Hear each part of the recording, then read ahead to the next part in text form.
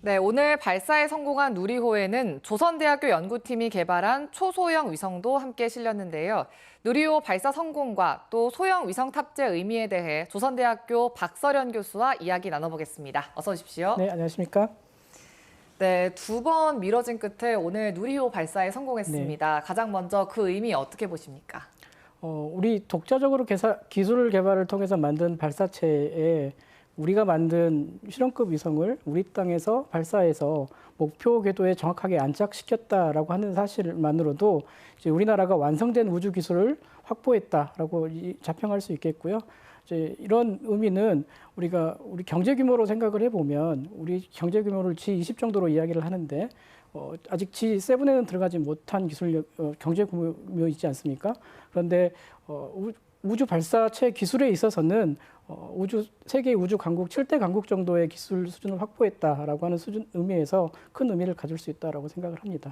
네, 또 앞서 언급했던 것처럼 오늘 누리호에는 한국형 조선대에서 개발한 초소형 위성이죠. 스텝큐브2도 함께 네. 실렸잖아요. 네네. 스텝큐브2는 앞으로 어떤 역할을 하게 되는 건가요? 네, 이게 스텝큐브 랩 같은 경우에는 이제 광학 카메라 탑재체와 중적외선 카메라, 그다음에 장적외선 카메라를 탑재하고 있어서 산불 감시 혹은 백두산 폭발 징후 감시 등의 임무를 6개월 동안 수행하게 되고요.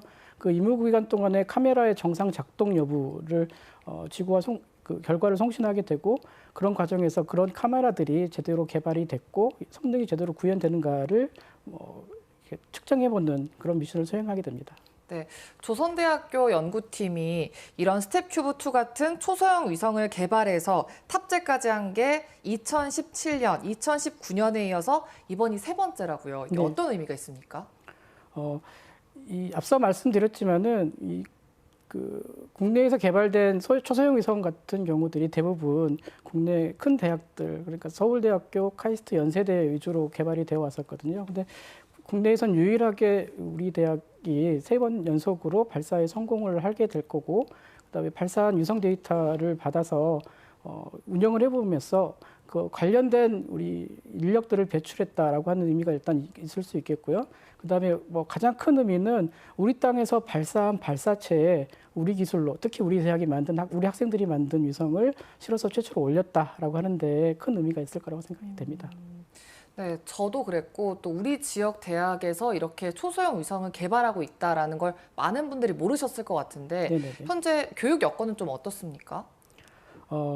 잘 아시겠지만은 이 우주 개발 사업이라고 하는 것이 정부 위주로 진행이 되고 있거든요.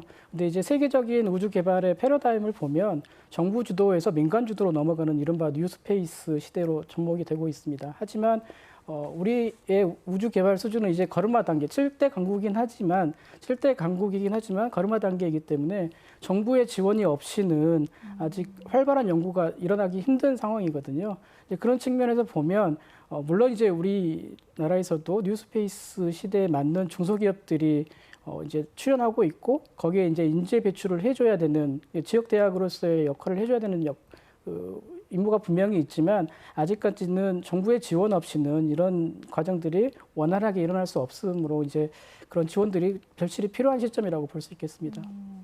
네, 누리호가 발사된 고흥 나로도에 우주 발사체 산업 클러스터 조성이 추진되는데 앞서도 계속 정부의 지원이 필요하다 얘기해 주셨는데 어떤 지원이 좀 더 필요할까요? 우주 발사체 사업이라고 하는 것이 결국은 정부 주도에서 민간 주도로 넘어오는 사업이 될 거고요.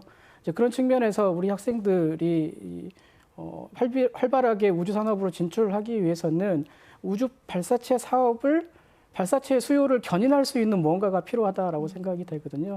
가령 지금 이제 통신에서는 5G의 속도가 지금 현재 기술력이라면 향후에는 6G의 속도를 요구하게 됩니다.